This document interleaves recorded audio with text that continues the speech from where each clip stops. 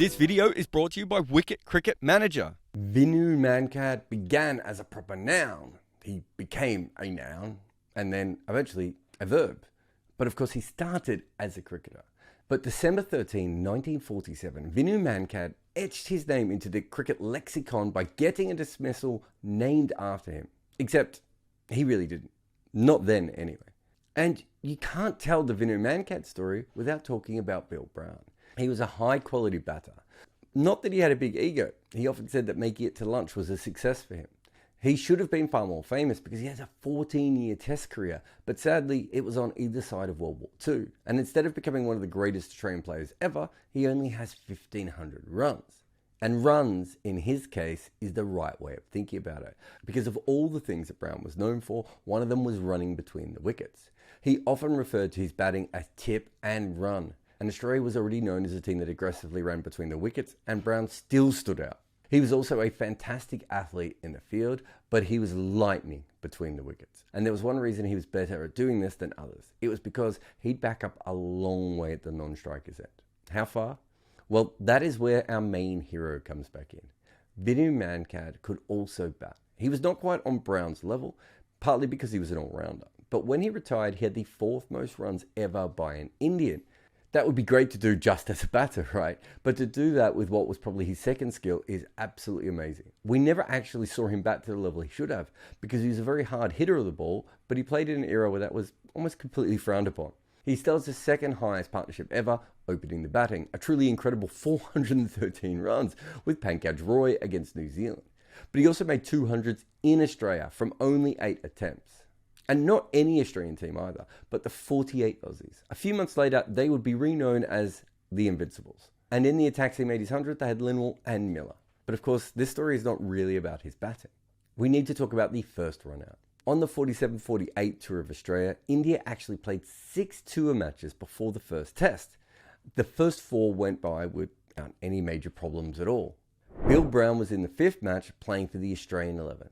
The game was famous already because in the first innings, Don Bradman had made his 100th 100.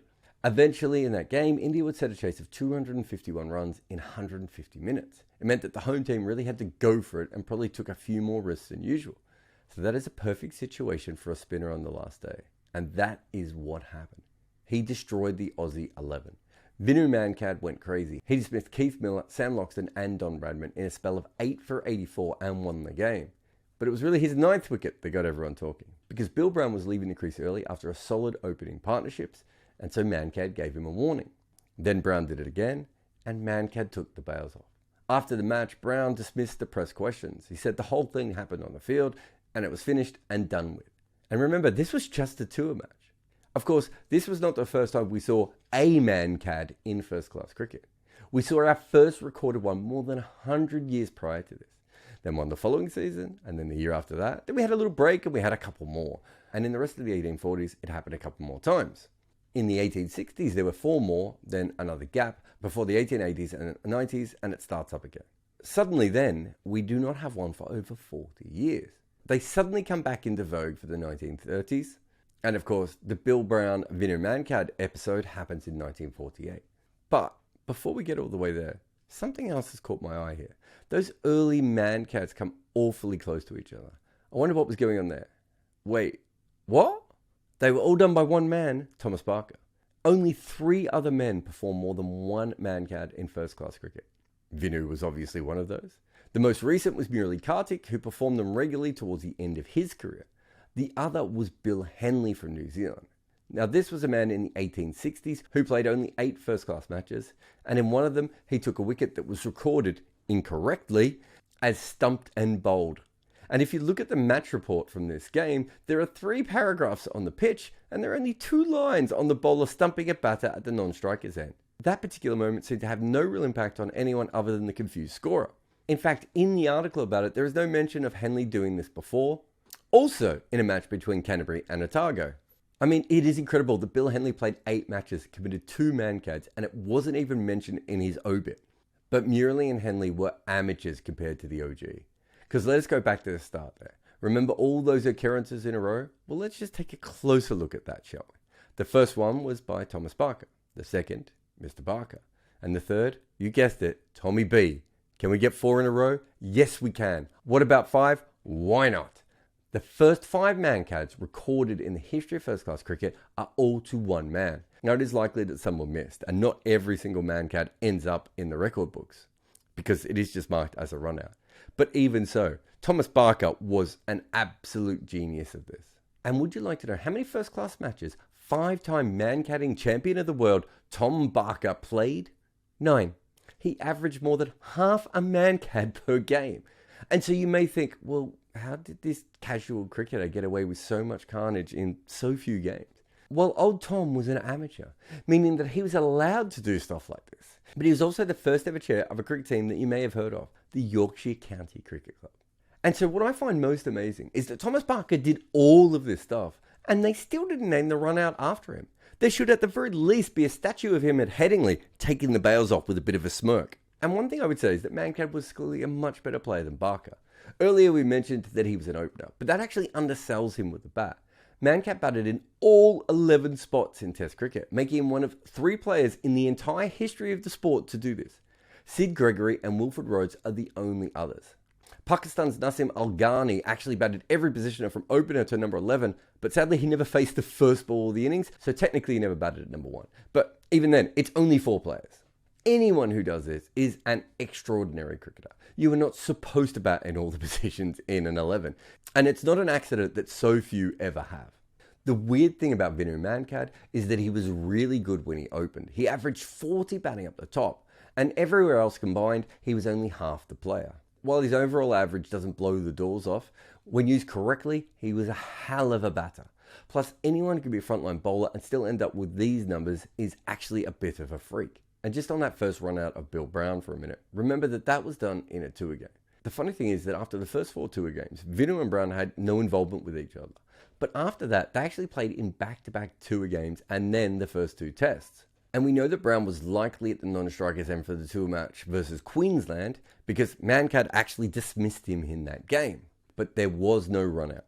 Then the test started. The first one was brutal for India, but Brown failed early on the only time he batted and was probably out before Mankad even came on. The innings is probably more notable for the fact that Australia lost 2 batters out hit wickets, and India didn't cross 100 in either try. And the test moved from Brisbane to Sydney for what would be a rain-soaked and terrible match. The first day was almost a complete washout. The second, India had to bat on a wet wicket, and luckily enough it dried for them to make it to 188. That meant that Australia had to survive to the close. The openers put on 25 runs when Vinu Mankad was bowling to Arthur Morris, with Bill Brown at the non-strikers end. And you know what happened next. Brown took advantage again, and this time Mankad didn't even warn him. Brown was run out. He flung his bat onto the ground and made his way off the field. Stumps were called a few minutes later. And usually when something like that happens, the cricket would continue the next day, and so the controversial issue would be diluted a little bit by the match itself. But what followed the next day after that was actually a rest. This allowed for more talk about the incident. Then on days 3 and 4, they were washed out. That allowed for even more talk about the incident. Day 5 was the only one after the second day with any cricket, and Australia collapsed on another wet pitch. And day 6 was also washed out. So after Brown's run out, there were 4 days of no cricket. So you might think the press just had to write about this run out over and over again, and they did. But it wasn't them who led the attack on Mankad. It was more the letters to the editors from the public, because the newspapers were flooded with angry fans voicing their disgust. Although there were still quite a few people who also backed Mankad. But when you read the actual article, the majority of the ones that I could find talked about how justified it was as an act. This is an article from Adelaide talking about how many cricketers were on Mankad's side. In fact, if you zoom in here, you will see a story about this happening in grade cricket in Adelaide. The bowler was Martin Chappell, father of Ian, Trevor and Greg. Remember that fact for later. This is an article written by former Australian leg spinner Arthur Maley, who is writing about the tour game and calls Mankad overly generous for not running Brown out the first chance he had. Oh, and if you're talking about the Australian press talking about this particular kind of run out, a couple of years later, the West Indian Charlie Griffith actually does the same thing. And quite a few of the Australian press were again on his side. But this is the one I found the most interesting. This is an article from Brown's local paper. And not only does it not blame Mankad, it actually justifies why he did the run out with the words from the man himself. Essentially, Mankad explains that Brown leaving the crease early was getting in his eye line and causing him a distraction. That's why he warned him. That's why he ran him out. Now, of course, not every former player agreed. Fingleton and Duleep Singh were certainly not happy. But there were plenty of people on Mankad's side, including the Australian spinner Bill O'Reilly, who had no problem with the bowler stopping what he called stolen singles. Years later, though weirdly not at the time, Don Bradman also came out on Mankad's side. And most importantly, Bill Brown supported Vinoo Mankad. When he showed disgust at being run out, it was for himself for continually making the same mistake. And it is also worth noting here that Vinu Mankad wasn't some chump who needed to do this to get the mighty Australians out. Bill O'Reilly was the best spinner in the world at that point, and he thought incredibly highly of Mankad. He wrote an entire article comparing him to Bert Ironmonger and Hedley Verity, the two greatest pre-war left-arm finger spinners. And when Mankad retired, he had the 7th most wickets in Test cricket, and he managed that with a very respectable mark of 32. And he was not as great when he was away from home, but because of his incredible low economy, 2.12, he was a perfect defensive option even when not taking wickets. When you think about it, he was like a better version of Harbhajan Singh. He ended up high on the total wickets list, but didn't always travel well. But the reason that he's better is mostly because he could bat and in multiple positions. So it's Harbhajan Singh with Ashwin's batting and Irfan Pathan's flexibility in the order. It's quite a combination. And it's also worth remembering that India were not a very good team when Mankad played for them. So he was far more important for the India he played for than Harbhajan was in his generation. In fact, when Mankad retired, only 44 bowlers had ever taken a wicket for India. And he had a huge percentage of their total wickets in tests. These numbers are bonkers. And I know if you look at his bowling average and batting average, both around the low 30s, you don't always see greatness. But he was a player that no one in Test could score off and could make a double century opening the batting and took 8 for 55 against England on day one of a Test. He was a beast of a player. And maybe that was part of the reason that his run out meant more. Because he was not only the first player in Tests, but also a well-respected player. But if you look at the history of Mankad's from a distance, you can see the patterns forming. It was probably seen as less of a big deal back in the 1800s, as cricket was more of a Wild West at that point. But then things start to change and the sport becomes more pious. And the spirit of cricket begins to change how people think about this legal mode of dismissal. Around World War II, it seems to come back into vogue again, which is a little bit weird because that is the point cricket piousness is almost at its peak. And then from 1975 until 2012, there was not another first-class occurrence until Murali Kartik goes on his end-of-career spree.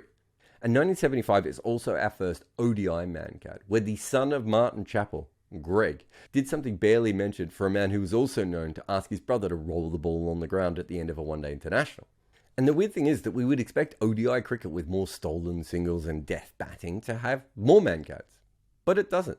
In fact, one of the most famous non-Mankads is the 1987 World Cup, when the West Indies needed one wicket to make the semi-final, and Courtney Walsh refused to run out Salim Jaffer. Pakistan won that game, and the interesting thing for me is that that match appears to be in the heart of the period where Mankads completely fall out of fashion. In professional cricket from 1979 until 1992, I couldn't actually find a recorded Mankad. And really, when you look at it, up until very recently, from the mid-1970s until now, considering how much more cricket was played, there weren't that many more Mankads actually being executed. But over the last few years, we have started to see a change. The under-19 matches might be the prime example of this. And it does feel like the warnings or the batter being accidentally out of the crease no longer matters to modern cricketers. For a lot of players now, it's simply about bowlers penalising batters for making mistakes, which is most probably how Thomas Barker saw it all those years ago. And I do wonder what the posh old dude would have thought about a Cameroonian woman named Maeva Duma doing it 4 times in one match. And there are so many wonderful things in that for cricket. When Barker played, the idea of a female seamer was pretty silly. And if someone like Maeva Duma did exist, there is no way she would have felt comfortable enough to pull this off once. Now, she can do it 4 times in a game and celebrate. Now, of course, none of this means that the debate is over. Many people will still not see it the Ashwin way. That he, as a bowler, is being penalised because cricket has deemed that kind of cheating to be okay for batters, but not for bowlers. One of the most famous ones of recent times, of course, is the Jos Buttler one, who is a serial offender of running before the ball is bowled. And also, as far as myself or Abhishek Mukherjee, who helped me a lot with this piece, can tell, is the second professional batter who has ever been dismissed by a Mankad twice. The first is obviously Bill Brown. And it's funny how it's 2 players who were famous for running fast. That is not a coincidence. Although if you follow Peter Della Penna, you will know just how many batters are man candidates and not penalised by bowlers. And it is also true, as we have seen with Charlie Dean's run out and Johnny Bairstow's stumping, that inside England there are still more feelings towards the spirit of the game, even if no one can really agree on what that is. But being that Mankads have occurred for 183 years now, and all of that time English people have written the laws, you'd have thought they'd have fixed them by now. Oh, and they have, in fact. Because as cricket evolves, so will the laws. And they're still not perfect, but the MCC has ensured that this stays as a normal run-out, as it should be. Because essentially for all the talk of warnings and 5-run penalties, cricket runs on a simple system. If you are out of your crease, the penalty is you can be dismissed. If you do not wish to be run out, don't leave your crease, intentionally or otherwise. The crease is just a simple white line. It does not care if you are taking advantage or just making a mistake. And neither should anyone else. But of course, the debate about the Mankad is not just about the dismissal, but also about the term. And remember at the start, I said that it didn't catch on straight away. And that is with the public. But I think inside the game, especially within Australia, it certainly did. And what happened to Mankad's name is something special within cricket. It wasn't a press thing like Bazball, nor was it an MCC thing like run out at the non-striker's end. No, the use of the term Mankad comes from cricketers. In fact, it wasn't until the late 70s, 30 years after the original, that term was used publicly and commonly to describe that kind of a run-out. And there is simply no other phrase that can actually sum it up the way that a Mankad does. It is the most elegant way possible of paying homage to the man who first did it in tests. But many people, including Sunil Gavaskar, have suggested a new term, though Gavaskar's use of brown is probably not going to work. But Vinu Mankad's son Rahul also clearly did not want the term to stick around. But both of these men absolutely adored Vinu Mankad, and they don't want his name to be turned into something negative. I think for a lot of people, it's just not seen as a negative though. And it's worth remembering that very few things in our game are named after people. We call the leg spinner's delivery a wrong 'un or a googly, not the Bosey, which we originally did after its creator. The dill scoop and the Muraliya shot are no longer really in vogue, even if both of those players still sometimes get credit. The scoop and the ramp have stayed, but the players' names have faded around them. And sure, historians will occasionally mention them, but it's not the same, is it? And to make things even more confusing regarding the term, in the Vinu Mankad family, some actually want the term to stay. They are actively proud of their family's name being part of cricket. And why would the Mankad family be any different than the rest of cricket? There are so many people split on the act and the word itself. And the idea that we all think of it as a negative thing is not true now, and if you look at the old reports, was never true. And if we take the word out of our cricket vocabulary, how will the incredible career of Vinu Mankad get an airing? Because at a certain point, he just becomes another old cricketer who didn't average 50 with a bat or win an IPL title. And how did he just attain his fame? It wasn't just by those two facts. It was because he was memorable in other ways. We talk of Vinu Mankad now because he was an incredible cricketer, good enough to open the bowling and batting for his country. And what an all-rounder he was. He could beat teams with bat, ball, or run out. Vinu Mankad began as a proper noun. He became a noun and is now a verb. But the man was also a legend, whether you like the term or the act. And every time a batter is punished for leaving their crease early, I love that he gets the credit. Vinu Mankad has 162 test wickets, but he also has wickets in the IPL, the Under-19 World Cup, and he took a 4-wicket haul against the Ugandan women for Cameroon. It takes a special bowler to keep taking wickets from beyond the grave.